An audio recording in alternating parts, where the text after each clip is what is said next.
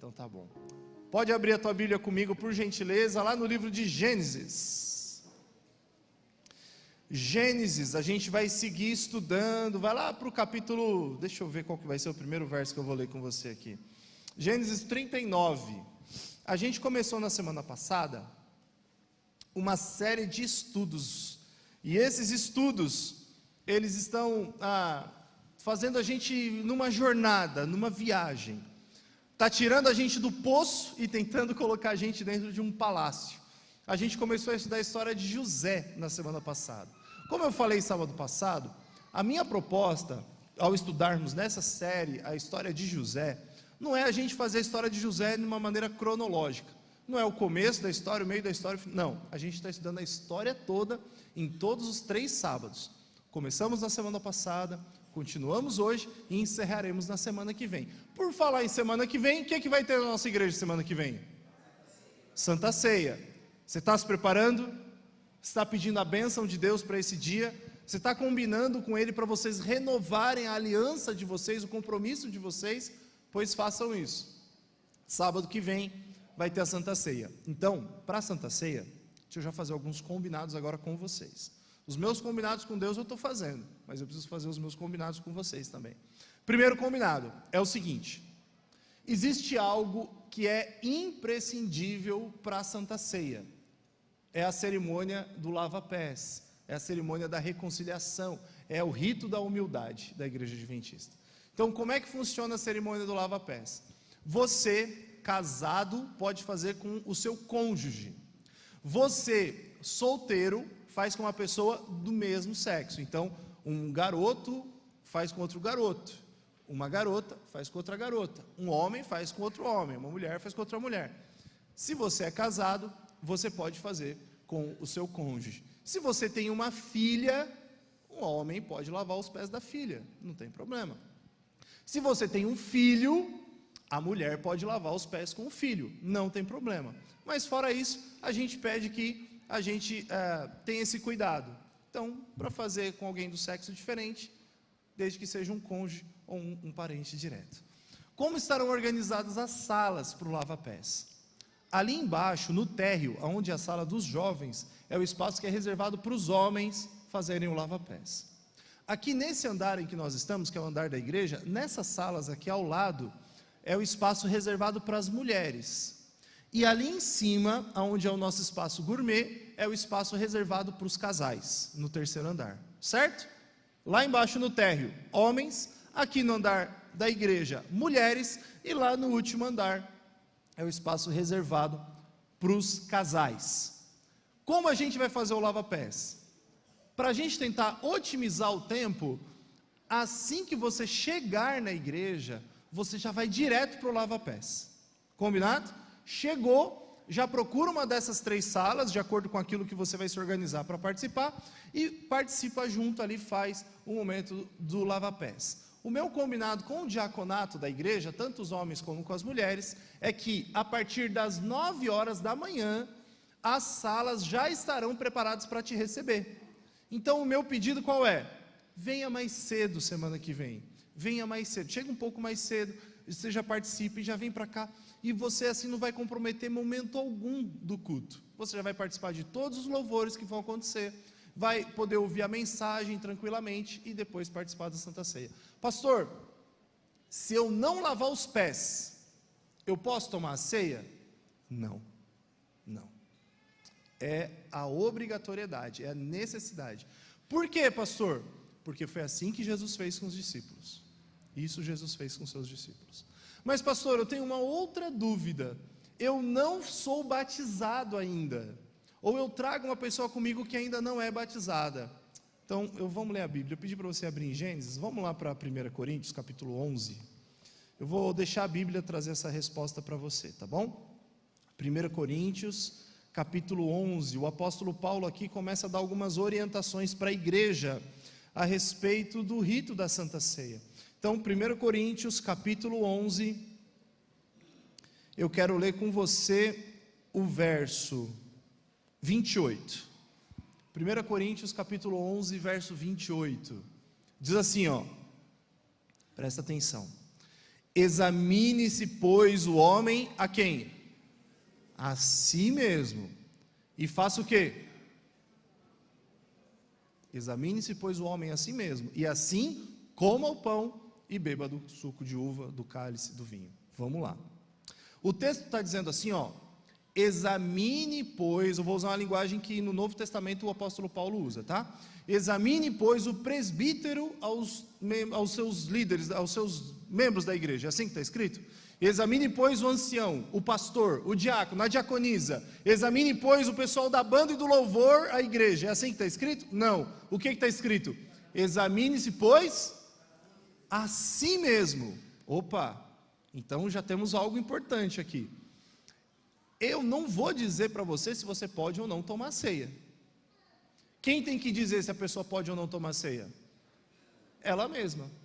Agora, olha que coisa interessante sobre a ceia. Tem muita gente que examina a si mesma e depois de se examinar fala assim, eu não vou tomar. Por quê? Porque eu estou com um pecado muito grande na vida. Eu estou pedindo para você se preparar. Eu estou te avisando com antecedência.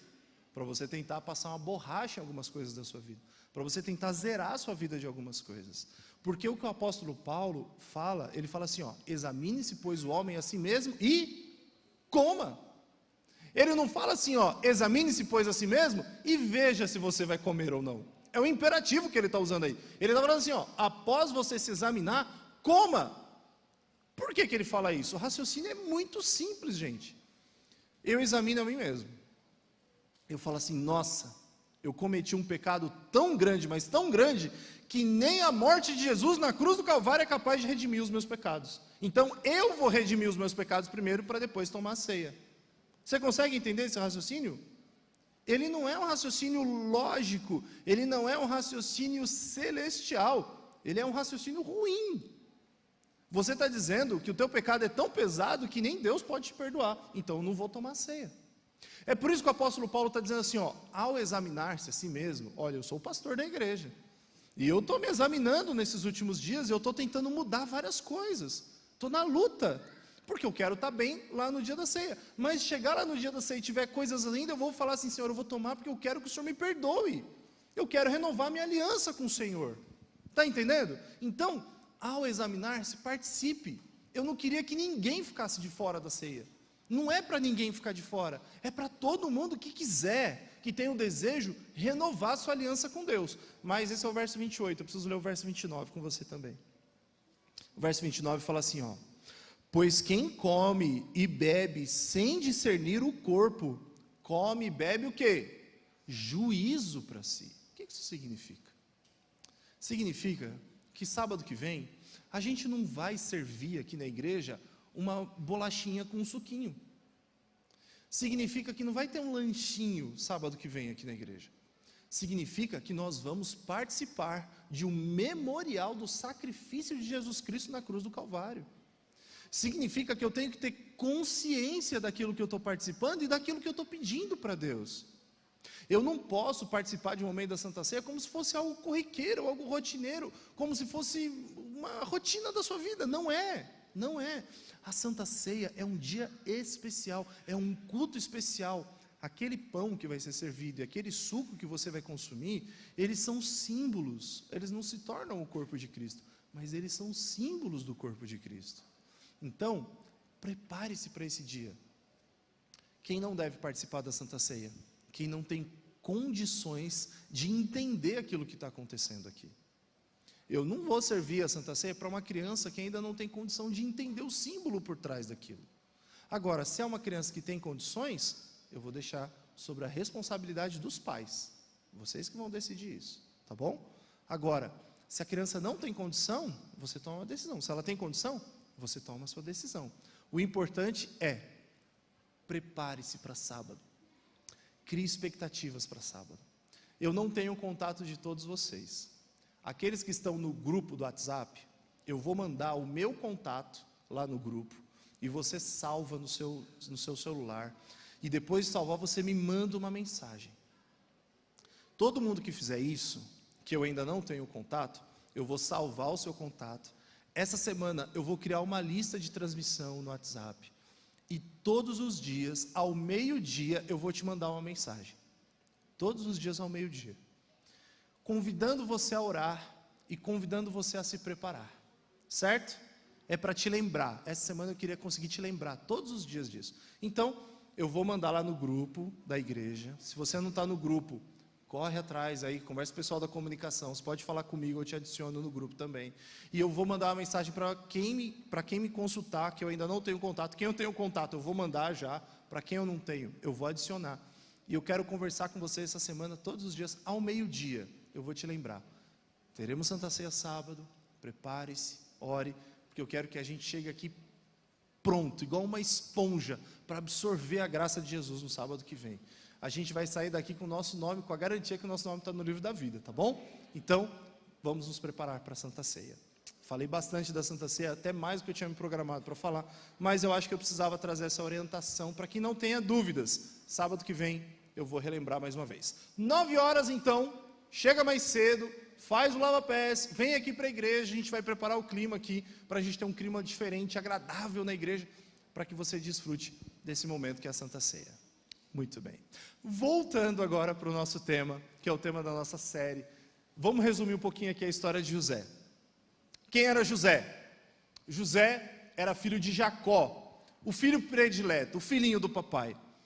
José foi vendido como escravo pelos seus irmãos. José trabalhou alguns anos como escravo até que ele foi preso injustamente. Depois de passar alguns anos na prisão, ele teve a chance de ter uma audiência com o faraó. Ele interpretou os sonhos de faraó e quando o faraó ouviu, percebeu quem era José, ele foi promovido a governador do Egito. Como governador, ele foi responsável por salvar a vida, salvar várias nações da fome e por tornar o Egito uma grande, poderosa e rica nação. No final da história de José, ele tem a chance de ter um reencontro, primeiro com os seus irmãos, é uma história de perdão, semana que vem a gente vai falar sobre isso, e também com o seu pai, reconciliação. Resumindo, essa é a história de José. Hoje eu quero focar com você em um trecho da história de José. Hoje a gente vai do poço até o palácio. O que será que motivou os irmãos de José a jogarem José dentro de um poço? A gente conversou um pouco sobre isso na semana passada, deixa eu te relembrar. José, ele era um filhinho do papai. José, ele era mimado. Jacó mimou a José. José, ele recebia mais do que todos os outros irmãos, em todos os sentidos. Pô, a gente pode estar falando da comida, a gente pode estar falando das roupas, mas a gente também está falando especialmente de afeto, carinho. Ele era mais amado do que todos os outros irmãos. E isso foi levando a um ponto que quando José tinha 17 anos de vida, os seus irmãos fizeram um plano: vão matar José. Tem um negócio chamado influência do grupo. Tem coisas que a gente faz em grupo, que quando a gente está sozinho, dificilmente a gente faz.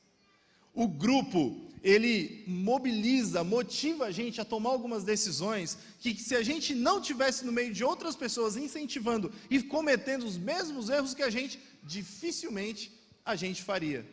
E essa história, ou esse trecho da história, é uma das grandes provas disso. Rúben era o irmão mais velho. Em momento algum na cabeça de Rúben passou a ideia de que eles deveriam matar José, vender José, se livrar de José. Ele queria dar um susto em José. Só que, quando ele estava no meio de todos os outros irmãos, todos eles começaram a insistir: não dá mais para a gente conviver com esse moleque, não dá, vamos matar ele, vamos jogar ele no poço, vamos tirar a roupa dele, deixar ele pelado lá embaixo, no frio, com fome, vamos deixar ele morrer desse jeito. E o Rúben falava: sério que vocês querem fazer isso? Não, está decidido. Hoje, você e eu estamos vivendo em uma era, ou em uma época, em que a gente tem sido bombardeado por influência do grupo, ainda que a gente esteja sozinho. Eu posso estar falando dos seus grupos do WhatsApp, eu posso estar falando das suas redes sociais. Eu assisti algum tempo atrás, eu não sei nem se eu posso chamar de documentário, chama Dilema das Redes. Eu assisti um streaming. Esse documentário, ele me ensinou algumas coisas. O principal ensinamento que eu tive desse documentário é o seguinte: as redes sociais só mostram para você aquilo que você quer ver. Elas nunca vão mostrar para você aquilo que você não gosta de ver. Eu posso dar um exemplo.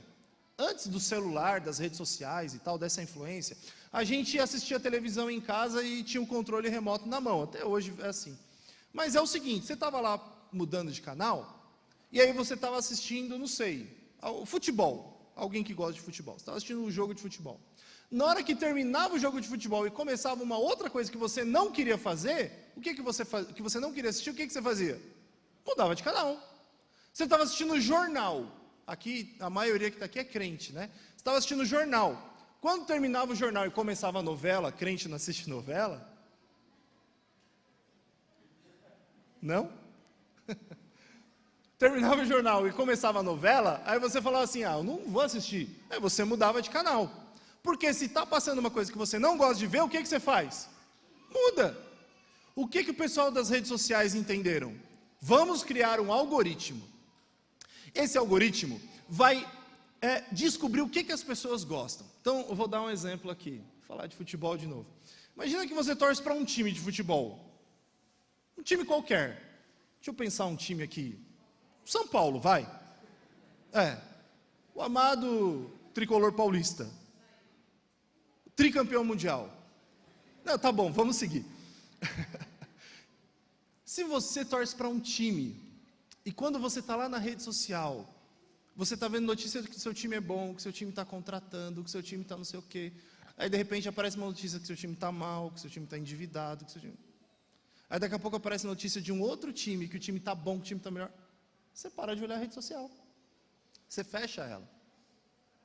O que os caras descobriram é o seguinte, vamos criar um algoritmo que a gente só vai dar a informação que a pessoa quer ver.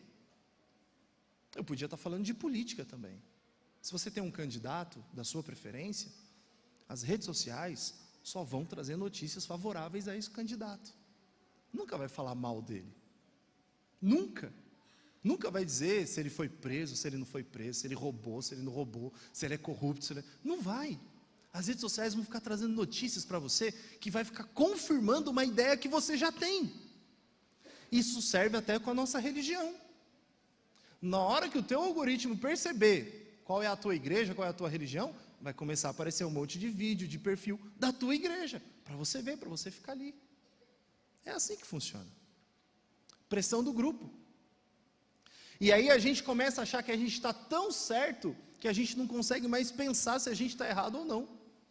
Eu estou certo, a minha opinião é que vale, e eu sei de tudo. Aconteceu isso com os irmãos de José. Todo mundo ali dando reforço positivo de que José era ruim, de que José tinha que morrer, de que não dava mais para conviver com José, que Rúben cedeu. Na hora que Rúben deu uma vacilada, se afastou um pouco do grupo, os irmãos, Judá teve a ideia, e Judá mobilizou o grupo falando assim, vamos fazer o seguinte, ao invés da gente matar, vamos vender. Ele morto não vale nada, ele vendido vai render alguma coisa para a gente. A Bíblia não dá esses detalhes, eu até mencionei semana passada, mas quando os itinerantes ali, os mercadores passaram por ali, eles se aproximam dos mercadores e conversam, a gente tem um cara aqui para vender. Você consegue imaginar José dentro do poço nessa hora? Vender? Vocês estão brincando, né? Não, a gente vai vender. Quanto vocês querem nele? Quanto vocês pagam? A gente paga 10. Não, 10 não. A gente vende por 20. Ótimo. Porque o preço de um escravo era 30. Para os mercadores foi ótimo. Estouraram, lucraram alto.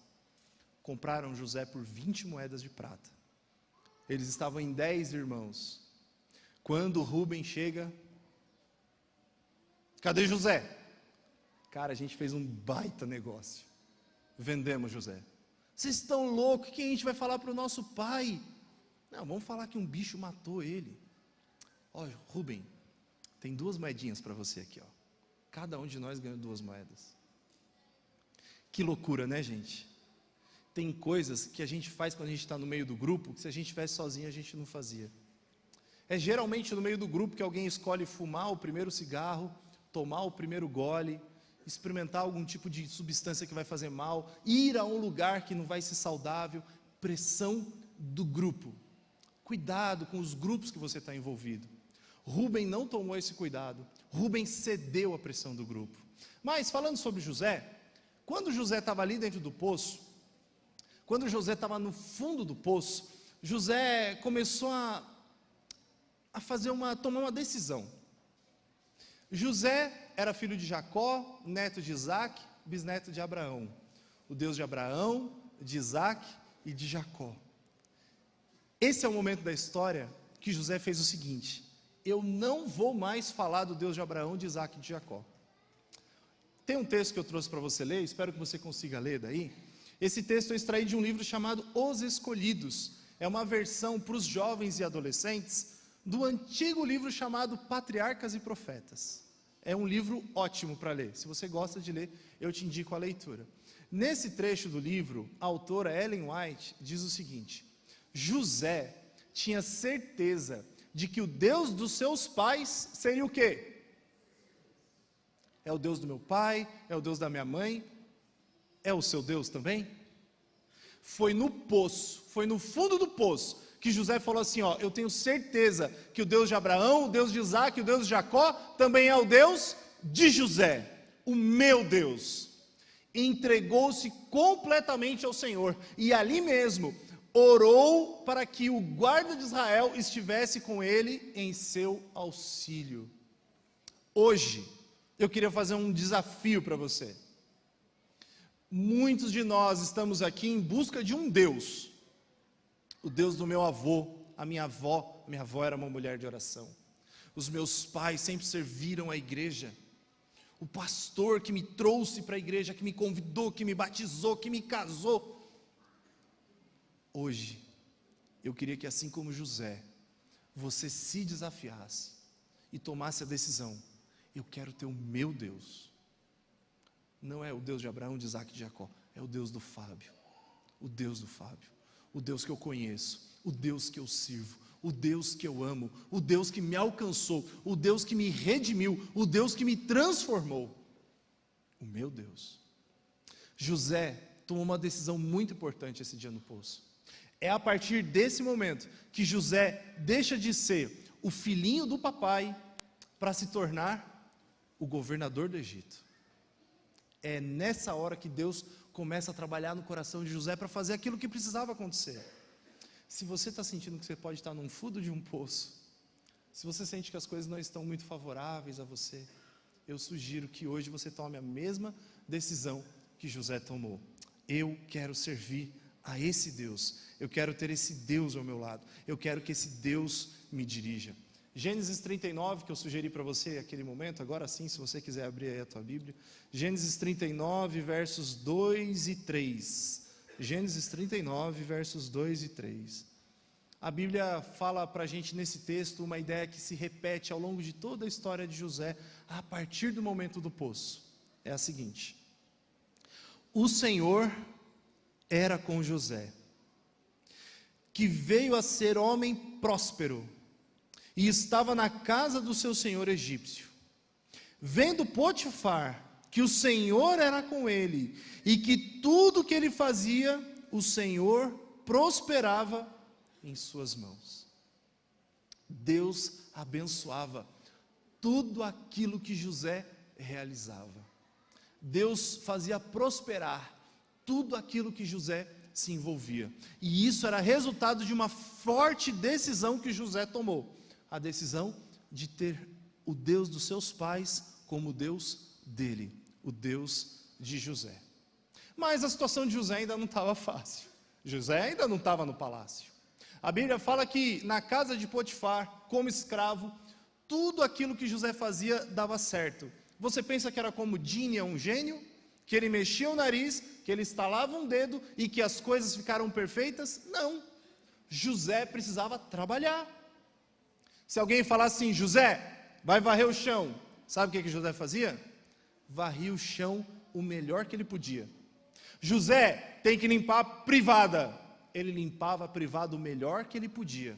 José tem que colher alguns legumes, algumas frutas, ele colhia os legumes e frutas o melhor que ele podia. Sabe que a guerra de José, ou a batalha de José, ou a batalha que a gente tem que aprender a travar, a gente não precisa lutar contra os outros. Eu não preciso ser melhor que você. Eu preciso e devo ser melhor que eu mesmo. José decidiu não ser o melhor dos escravos, mas ele decidiu ser o melhor escravo que ele podia ser. E tudo aquilo que ele fazia, ele se dedicava, ele se esforçava, ele se esmerava, para que todo mundo soubesse que ele fazia aquilo em honra ao seu Deus, em respeito ao seu Deus. E Deus era com José. José prosperou. Potifar tomou uma decisão e falou assim: José, você não vai mais viver com os escravos. Gênesis capítulo 39, verso 6. Assim deixou ele os cuidados de José, tudo o que tinha, e não se preocupava com coisa alguma, exceto com a sua própria comida. José era o quê? José era bonito, formoso, atraente, de boa aparência. José era um gato.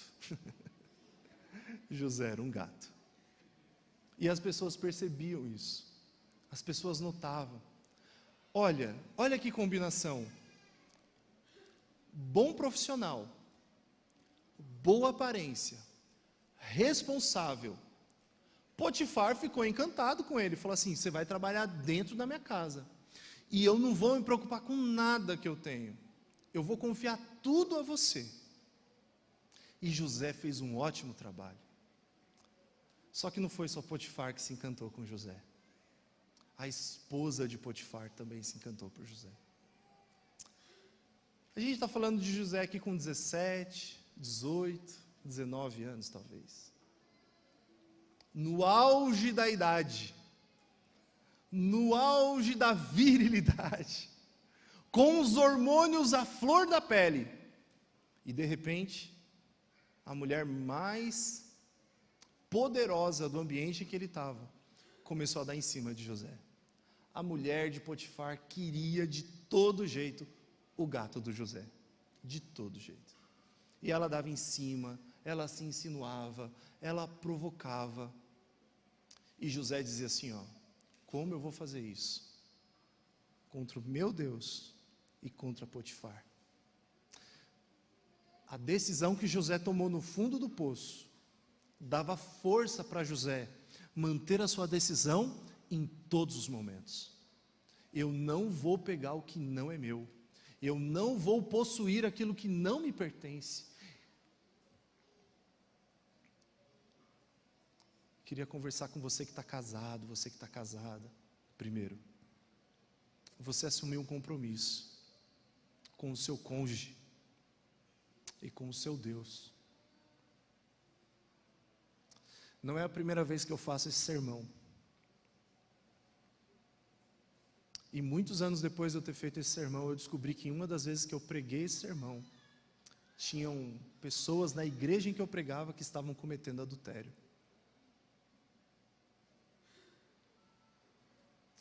E quando eu percebi isso, eu fiquei triste. Triste pelas pessoas. Mas eu fiquei surpreso. Eu fiquei surpreso em ver aquilo que eu falei naquele dia, as pessoas ouviram e ainda assim ficaram com o coração duro. Eu queria que você levasse muito a sério aquilo que eu tenho para te falar nesse momento. Honre o teu matrimônio, honre a tua esposa, honre o teu marido, honre a tua família, em respeito à sua família e em respeito a Deus.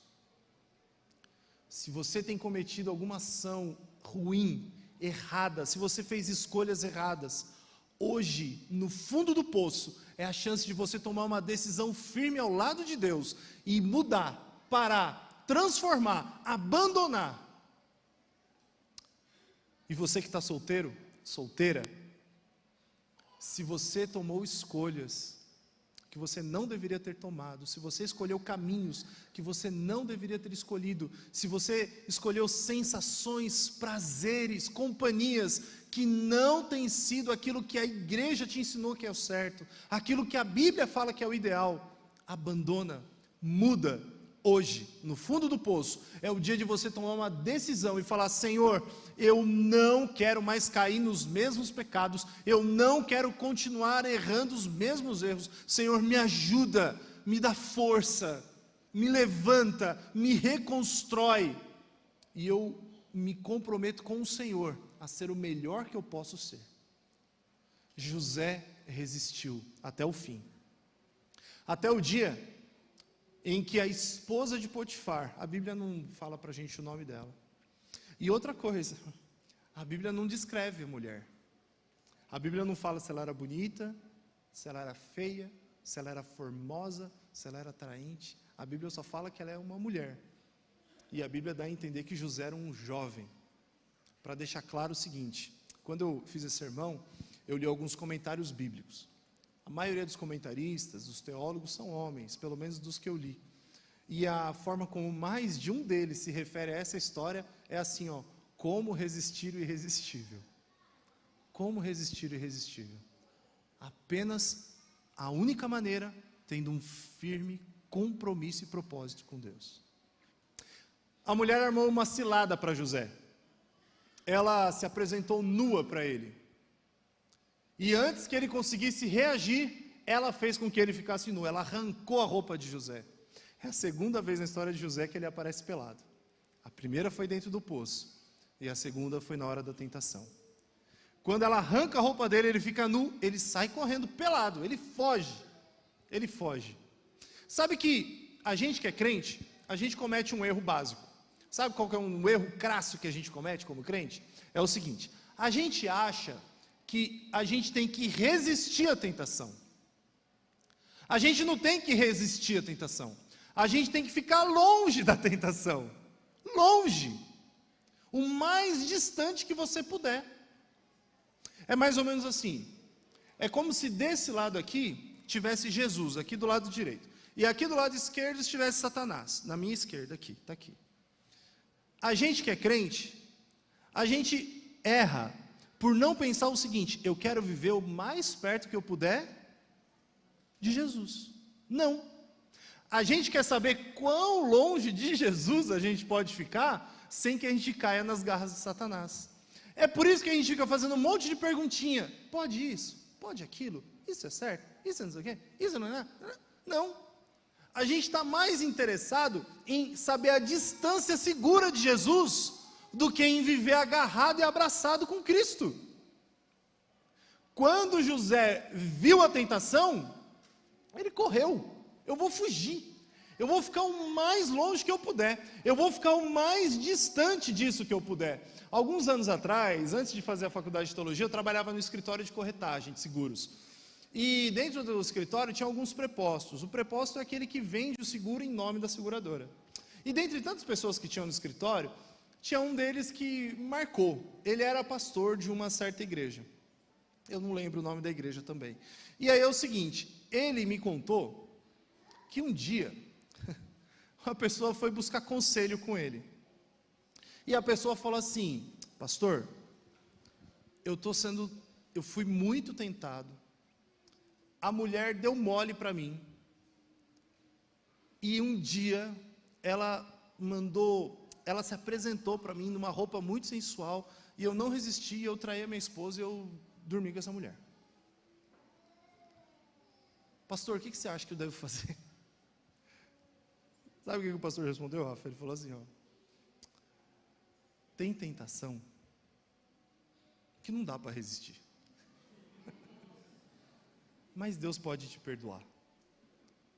Não faz mais. Eu tinha 19 anos.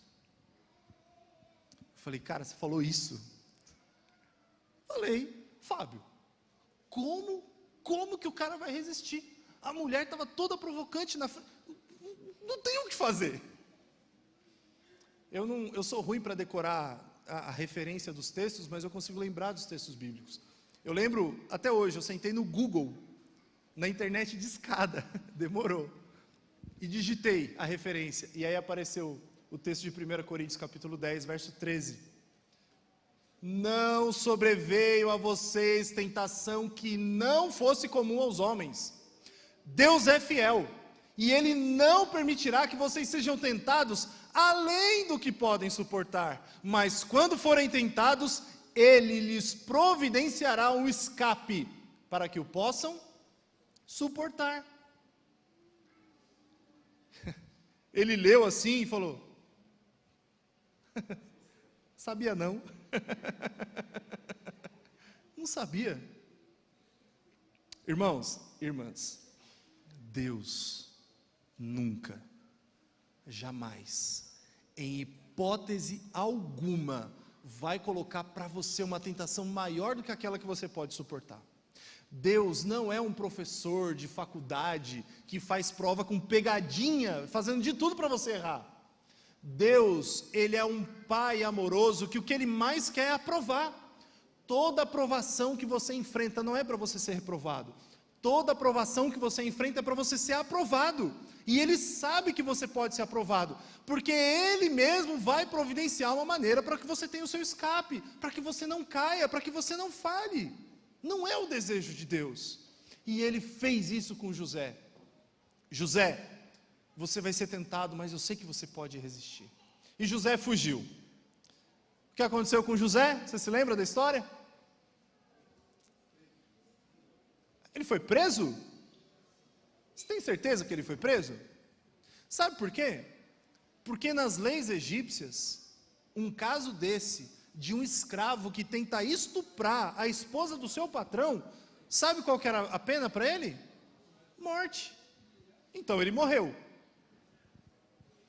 Por que ele foi preso ao invés de morrer? As ações de José falavam mais alto do que as palavras da esposa de Potifar. O caráter de José brilhava. José, ele tinha um brilho diferente. José, ele se apresentava de uma maneira diferente. E quando as pessoas olhavam para José e ouviam o que aconteceu, todo mundo falou assim: não é possível. Inclusive Potifar. Eu não vou matar José. Mas você não vai fazer nada? Manda ele para a cadeia. Vamos prender José. José era obediente ao seu pai. O resultado? Vendido pelos irmãos. José era obediente a Potifar. Resultado? Foi para a prisão. A vida espiritual não é uma matemática lógica. Nem sempre os caminhos de Deus para a gente são do jeito que a gente acha que deve ser. Até porque Deus não tinha o plano para José para que ele fosse o filhinho do papai. Deus não tinha o plano para José para que ele fosse o melhor escravo de todos. Não era esse o plano de Deus para José. Se Deus tivesse mantido José na casa de Potifar, ele ia ter morrido na casa de Potifar. Deus permitiu que José fosse para a prisão. Mas, mesmo na prisão, a Bíblia é clara para a gente em dizer, deixa eu ver se é isso aqui, eu não coloquei, perdão. A Bíblia é clara para a gente em dizer que José não estava sozinho. Eu separei aqui algumas referências bíblicas da história de José, em que a frase ou a ideia de que Deus estava com José se repete. Eu vou ler rápido para você. Quando José sonhou, Gênesis 37, Deus estava com José. Gênesis 39, no verso 2, 3, 5, 21 e 23, Deus estava com José. Gênesis 41, os versos 38, 39, 51 e 52, Deus estava com José. Gênesis 45, nos versos 7, 8 e 9, Deus estava com José. Essa frase, essa ideia se repete ao longo de toda a história de José. Quando José estava sonhando na casa do pai, Deus estava com ele. Quando José estava no fundo do poço, Deus estava com ele. Quando ele estava na casa de Potifar, Deus estava com ele. Quando ele estava na prisão, Deus estava com ele. Governador do Egito, Deus estava com ele. Deus estava com José em todos os momentos. Agora deixa eu te fazer uma pergunta. Você é muito pior do que o filhinho do papai? Você acha que você é uma pessoa muito pior do que uma pessoa mimada, uma pessoa presunçosa, uma pessoa arrogante? Porque era tudo isso que José era. Mas Deus estava com José. Deus está com você. Você não está sozinho. Você não precisa enfrentar as lutas dessa vida sozinho. Deus está do seu lado. Ah, pastor, você está falando que Deus está do meu lado porque você não enfrenta o que eu enfrento, você não passa o que eu passo, você não sabe os perrengues, as lutas, você não conhece os meus poços. Talvez eu não conheça todos os seus poços, mas eu conheço os meus. E Deus está comigo. Deus não me abandonou. Deus não abandonou José. Deus não abandonou Jacó, Isaac, Abraão. E Deus não vai te abandonar. Ele vai permanecer do seu lado porque Ele te ama. E Ele tem um compromisso com você. Firme, sincero, real, verdadeiro, genuíno. Ele nunca vai te deixar. Existe um verso da Bíblia que eu gosto bastante. Romanos capítulo 8, verso 28. Você conhece esse texto de cor? Sabemos que... Essa aqui é a Nova Versão Internacional. Sabemos que Deus age em todas as coisas para o bem daqueles que o amam, dos que foram chamados de acordo com o seu propósito. Todas as coisas cooperam para o bem. De quem? Daqueles que amam a Deus. Daqueles que no fundo do poço assumem um compromisso com Deus, uma aliança com Deus. Senhor, eu quero ser para o Senhor o melhor que eu puder ser. Eu quero fazer para o Senhor o melhor que eu puder fazer. Eu não preciso ser melhor do que os meus irmãos, eu não preciso ser melhor do que o pastor, mas eu quero ser o melhor que eu posso ser. Me ajuda. Me ajuda. Todas as coisas cooperam para o bem. Se você está no poço, aprende a lição do poço. Deus vai te tirar daí. Se você está trabalhando como escravo, uma escrava, aprende a lição da escravidão. Deus vai te tirar daí. Se você está se sentindo preso, aprende a lição da prisão. Deus vai te tirar daí. Se você está governando o Egito,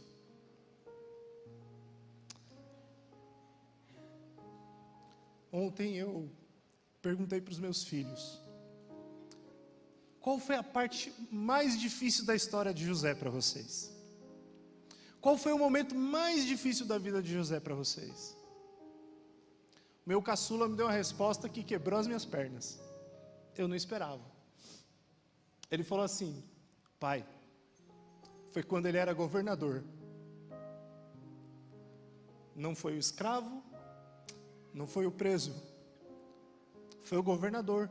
Falei, por quê? Porque ele tinha que ter muita sabedoria para ser governador. Ele tinha que ter muita sabedoria para ser governador. Meu filho me ensinou ontem à noite, e eu queria dividir esse ensinamento com você. Não pense você, que enquanto a gente estiver vivendo nesse mundo de pecado, as coisas serão fáceis. Não era fácil seu filhinho, não era fácil no poço, não era fácil na prisão, Potifar, e também não foi fácil ser o governador. Nesse mundo tereis aflições, mas tenham o quê? Bom ânimo, porque Jesus Cristo venceu o mundo. A batalha é dura, a batalha é difícil, mas a vitória é garantida.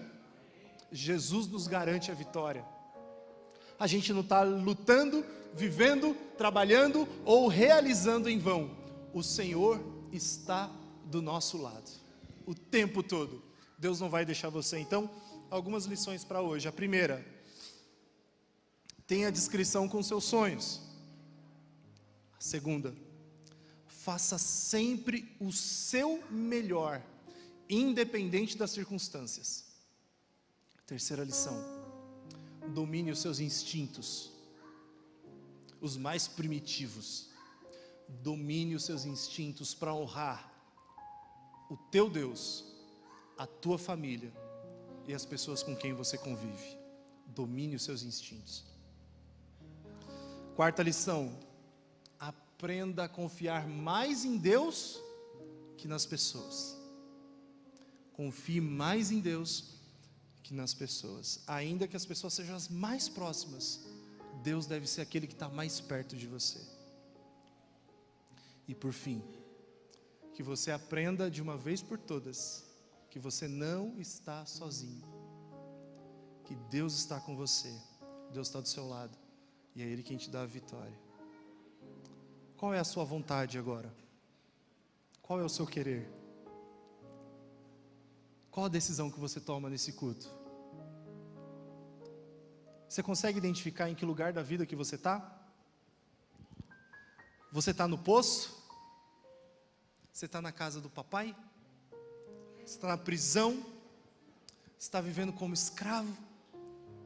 Qual é o teu momento? Qual é o momento da vida que você está?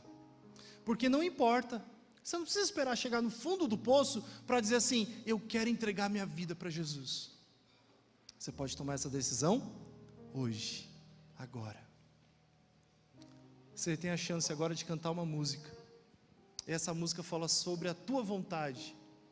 Qual é o teu desejo? O que você quer receber ou viver ou experimentar de Deus? Esse é o momento. E eu queria agora que junto com o Ministério de Louvor da nossa igreja, assentados mesmo como estamos, eu vou me preparar enquanto vocês cantam, porque hoje a gente celebra o batismo da Claudinete, amém? Ela tomou a decisão dela, e eu queria que você tomasse a sua. O meu querer é fazer a tua vontade. O meu querer é ter o Senhor ao meu lado. O meu querer é viver ao teu lado. Ter o Senhor como meu Rei, como meu Senhor. Nós não estamos sozinhos. E que Jesus Cristo, neste momento, fale com você através dessa canção.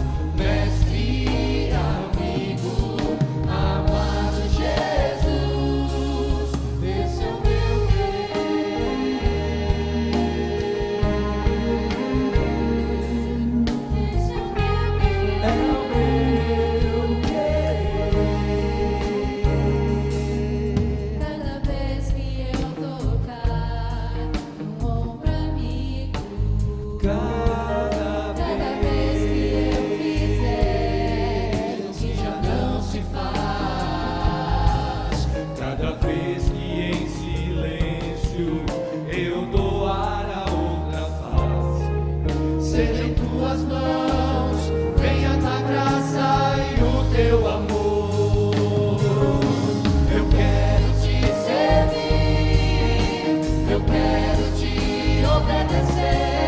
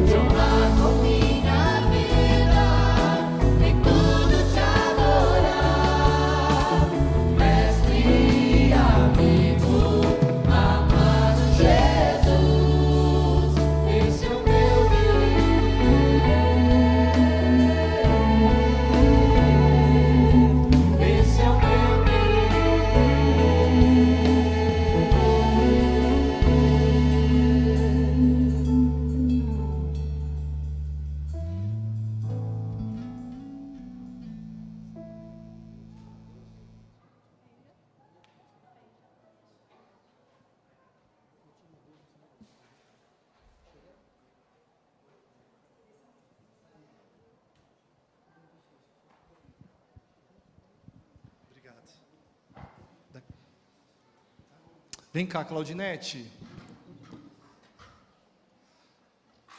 Vamos dar um feliz sábado para Claudinete? 1, 2, 3. Feliz sábado. Claudinete. 1, 2, 3. Feliz sábado, Claudinete. Ah, agora sim, hein? Você está feliz, querida? Estou feliz. Muito feliz. Quem que está aqui hoje? Me ajuda a lembrar. Cadê o seu esposo? Onde que ele está? Ele está... Esse aí. Ah, está lá no fundo. É o Neilton. Falei certo, Neilton? Quer vir aqui mais pertinho? Pode vir, fica à vontade. Tá bom? Quem mais? A Claudiane. Oi, Claudiane, tudo bem? Aqueles são meus filhos que estão ali. Meu filho, a mulher dele, e o meu neto e a minha neta. Tudo bem com vocês? Vocês estão bem? Que bom que vocês estão aqui hoje, viu? Pode ficar aqui perto do Lucas aqui. Isso, Pedro, acompanha eles. Gabriel, vem cá. O Gabriel é nosso desbravador, é o neto também. Tá aqui.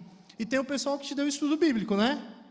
Vamos ver se eu consigo lembrar o nome de todo mundo, você vai me ajudando? É a irmã Maria José.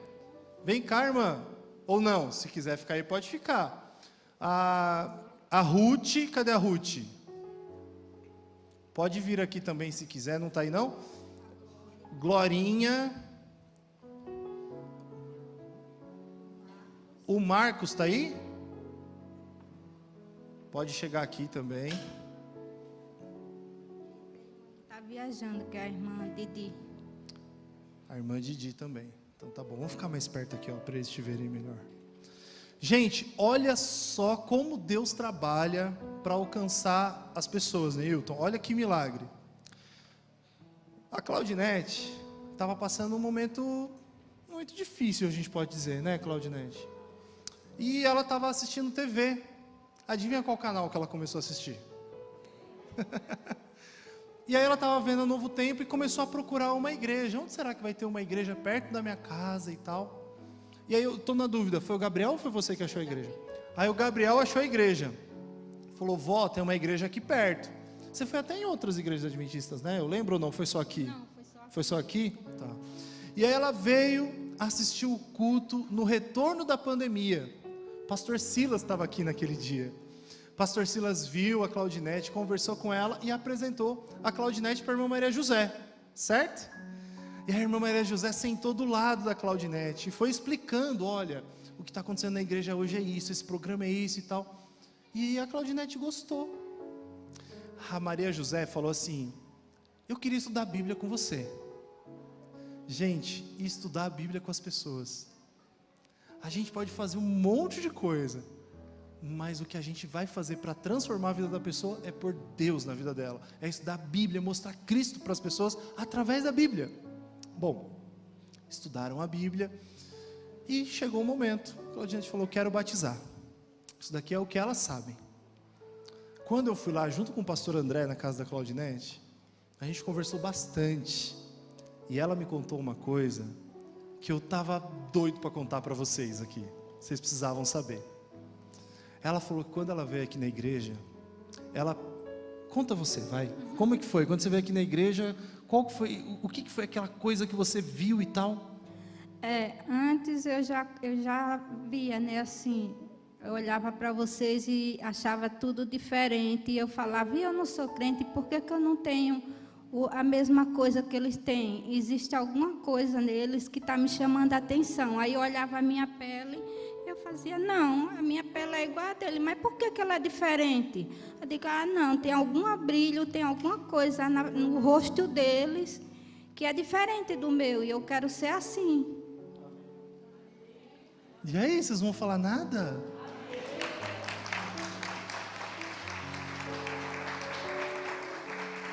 Existe alguma coisa nessas pessoas que eu não tenho, e eu quero ter isso.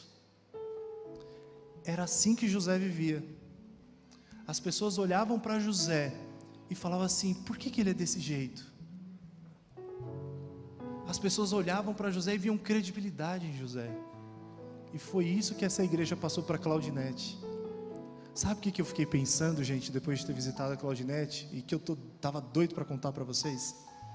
Eu acho que a gente está precisando convidar mais pessoas para virem aqui na igreja. Porque esse brilho é um brilho que não pode ficar só entre nós. Qual que é o propósito de uma vela? Qual que é o propósito de uma lâmpada, de uma lanterna? É brilhar no meio de outras lanternas? Ou é brilhar no meio de um mundo que está em trevas? A gente precisa convidar as pessoas para virem aqui. A Claudinete veio, foi trazida pelo Espírito Santo, através do seu neto, e depois dos estudos ela tomou a decisão de se batizar. Eu já fiz o voto batismal com ela, com algumas testemunhas aqui da igreja, e eu queria fazer uma pergunta para vocês agora. Quantos de vocês estão felizes e recebem hoje a Claudinete como membro da Igreja Adventista ao Sétimo Dia do Belém? Pode levantar a mão? Que familhona, hein? Família cresceu, você é muito bem-vinda aqui. Que Deus te abençoe. Amém. Você quer falar mais alguma coisa? Vocês todos são lindos no olhar. De novo a velho, tudo bonito. Aí ganhou o coração, hein? Aí ganhou o nosso coração. Obrigado pelo seu carinho, viu? Que Deus te abençoe. Igreja, posso batizar a Claudinete?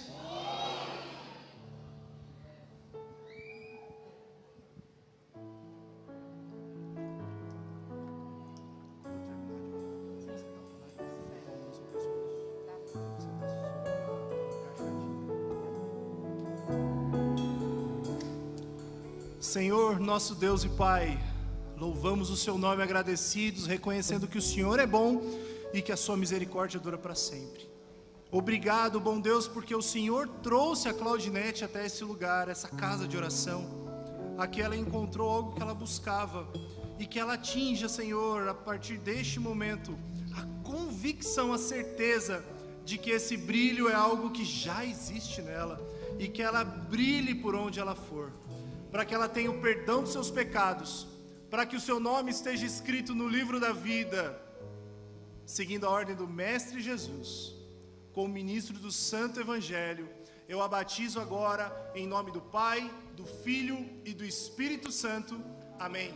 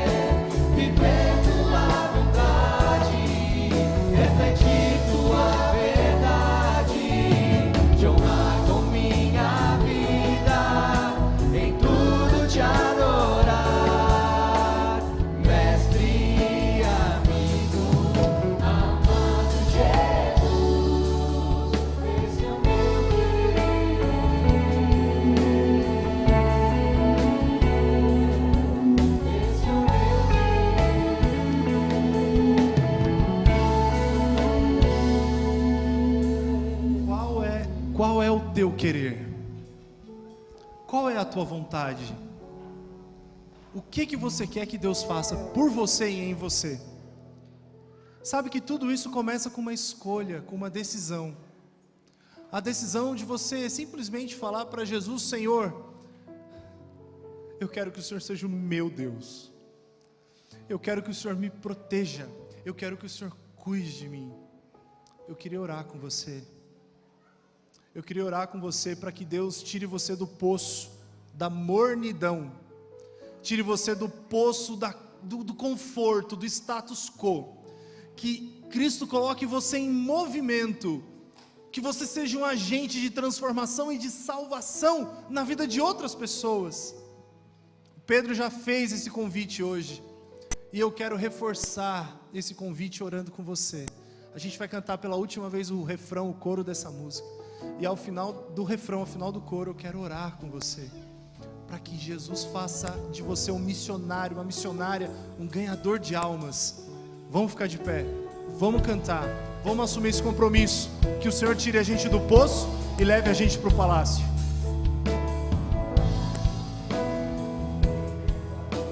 Eu quero te servir, eu quero te obedecer, viver tua vontade, refletir tua verdade, de